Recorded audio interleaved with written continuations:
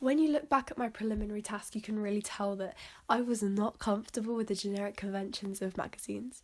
Um, the biggest thing on a magazine should be the masthead. It's sort of the brand identity. It's what's going to draw your audience back to your product. And on my prelim, it's just not big enough. I feel like it gets lost amongst the other content that's there, and it's just nowhere near as big as it should be. But I learned that, and I learned from it. And on my final product, you can really tell what the masthead is, and it doesn't really get the fact that it's a different font. You can tell that it is the masthead and not just another feature. I know in magazines like Kerrang and all that, they tend to cover the masthead with their model, but because my product would have been the first issue, you don't have the brand identity that they do, and so it was important to not cover that with your model.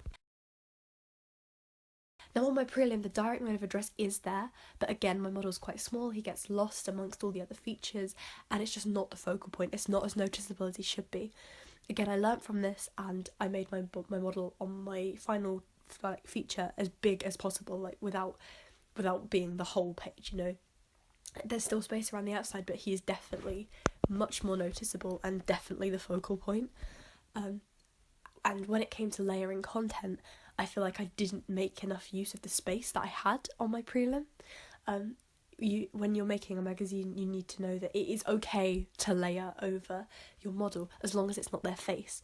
And I feel like with my prelim, I literally just avoided my model at all costs. There is not really much text over him, and for that reason, I feel like there's nowhere near enough content being advertised on the cover. Whereas on my main final product, there isn't much more space that could be used.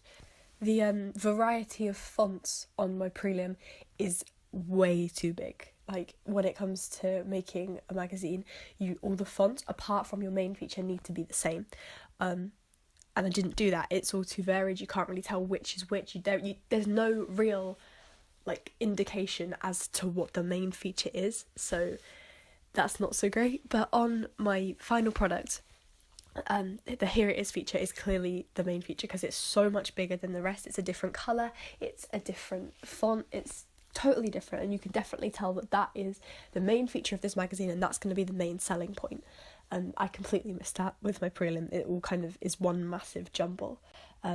Another thing that I think this was actually okay on my prelim, the colour scheme. I know that you need to stick to 3 colours and maybe add in a 4th just to add a little bit of variation, but not much if you do add that 4th.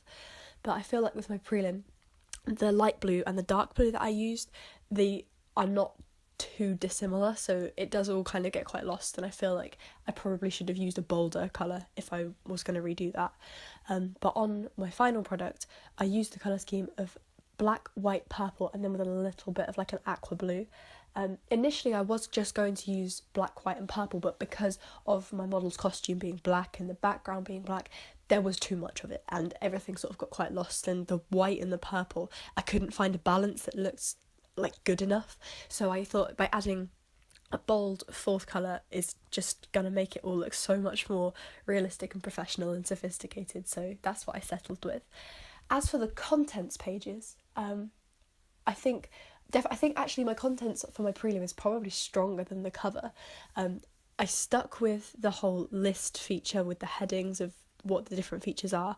I kept that in my main product because I feel like that's going to help your target audience to see what features they want and they're most interested in, and it kind of separates it and gives it a little bit more structure. So I kept that, but I added more content on my final feature because there was not enough. If you picked up a magazine and it had a few little pages, I think you'd be quite disappointed.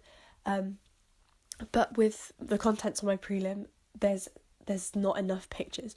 With my target audience being relatively young, I feel like they're drawn a lot more to visuals rather than words, and so I felt that it was important on my final product to include more pictures. So I've got the picture banner at the top, I've got the 3 pictures of the bands being reviewed, I've got a mini double page spread of a different feature, and I feel like that's going to be much more appealing to a younger target audience than having no pictures.